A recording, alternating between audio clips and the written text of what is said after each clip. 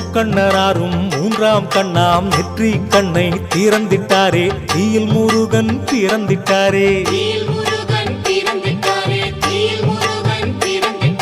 தீப்பொறிகள் 6 துண்டாகி சரவண பொய்கையில் விழுந்ததே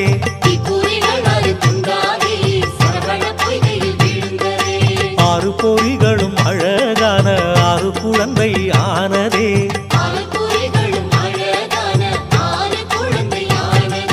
கார்த்திகை பெண்கள் 6வருமே தாயாராகி வளர்த்தனரே தாய்ப்பாலை ஊட்டினரே